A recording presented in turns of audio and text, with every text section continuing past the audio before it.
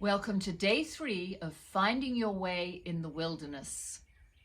When you're in need, God provides. I will cause food to fall like rain from the sky for all of you. Exodus 16:4. The Manna and the Quail. We're in our second month and something quite remarkable has happened. It all began with the whole crowd grumbling about Aaron and Moses. I could hear them. Everyone's around all the time. There's no getting away from complainers. I tried to tune them out because obviously nobody knew what I was going through. All they're worried about are their bellies. If only I had died at the hand of the Lord in the land of Egypt, they said, looking silly, clutching their bellies. We left behind the pots of meat, the cucumbers, the bread. We've been brought into the desert to die of hunger. Silly, silly people. They've already complained about Moses and Aaron when they led them into the desert. They accused them of letting them die at the hands of the Egyptian army. They were trapped between the Red Sea and Pharaoh's chariots, chasing after them. When God caused the Red Sea to open right in front of them and we could cross to the other side on dry land, an unforgettable miracle, their tune changed pretty quickly. We'll never forget our Lord who brought us out of slavery. Our God is mightier than any God. We'll follow Moses anywhere. Now we know he's talking to God. But how soon they forget. Now they can't find a good thing to say about Moses and Aaron. And I wish God would perform an unforgettable miracle for me. My friends were tired of my daydreaming. My mother kept asking me to do extra chores, to take your mind off whatever it is you're worrying about, she'd say, as if she didn't know. Get over it, said my best friend. It's been 2 months. I didn't need reminding how long it had been. I was over it, except that all the grumbling about missing Egypt and the pots of meat and the bread and the cucumbers brought it all rushing back to me. No one understood me. I was so lonely and miserable. No wonder nobody would talk to me. I couldn't even sing and dance after we'd crossed through the Red Sea. I couldn't figure out what all the fuss was about. I just followed along. All I could think about were my own sorrows.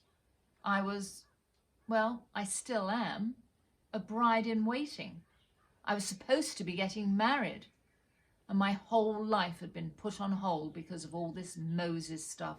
I didn't even think what the rest of the family had been going through, the crowded, smelly streets of Goshen, my father coming home in a bad temper after having to make bricks for the Egyptian bosses, my cousins being beaten with the slave drivers' whips, my mother's tears when she had 2 sons stolen from her after they were born. All I was thinking about was this preparation for my big wedding day, the dress, the singing, the smiles, the being carried through the streets to my betrothed's home, the spotlight only on me for days and days. I was so miserable. I hated the hot, dry, barren desert, mountains for miles, no roads, no houses, no fresh river water. I grumbled too. I was fed up with the wandering round and around in the wilderness. We were lost. I wasn't missing the life I had. I was missing the life I was going to have before Moses came along and ruined it all. Then, all of a sudden, everything changed, and it all started with Moses again. When you're in need, God provides. He told us God had spoken to him. He said, You will see that God will provide for us this evening, because he has heard our murmurings against him.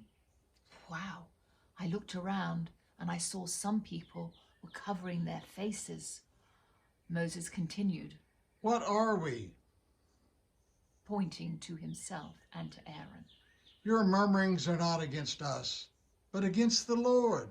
And he'd looked straight at me. I hadn't said anything out loud. Had God really read my mind? Could he really tell what was in my heart, as my parents had taught me? I'd begun to tremble because I knew that if God could lead us through the Red Sea on dry land, then if he wanted to, he could let us starve here and be forever lost, and I would never get married. I became really frightened. All of a sudden, my tummy began to rumble. I was hungry too. I looked up and saw the glory of the Lord in the cloud before us, and it was as if a mist had been lifted from my eyes. I could see clearly again. I listened to what the Lord was saying to Moses. I have heard the murmurings of the Hebrews. Tell them during the evening they will eat meat, and in the morning they will be satisfied with bread, so that you will know that I am the Lord your God. When you're in need, God provides. the people all fell quiet and they went back to what they were doing and waited until the evening. And I tried to control my thoughts. My mother came over to me as I sat praying to God and bowing my head. She took my hands and she lifted my chin so that she could look me in the eyes. Sarah, I know you're sad about your wedding. She could read my mind too. I looked away. Your father and I have arranged for your wedding to take place right here where we are. Moses has told us God will provide, and we heard it ourselves, and we're going to stay here for a little while. I looked at my mother, and joy filled my heart. And at that moment, Quail came into the camp, and we ate meat, just as God had promised. When you're in need, God provides.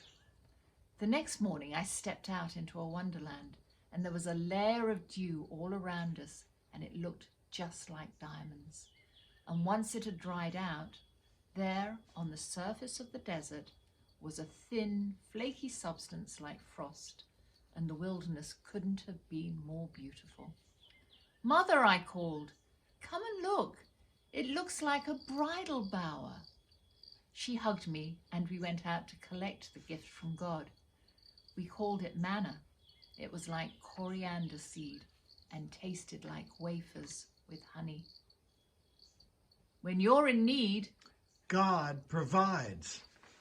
my new husband and I ate manna for our wedding breakfast before dancing and singing praises to the Lord for uniting us in this beautiful place. My eyes had changed.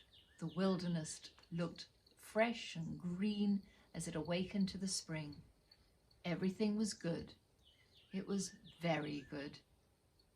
I will cause food to fall like rain from the sky for all of you. Exodus 15, Exodus 16:4.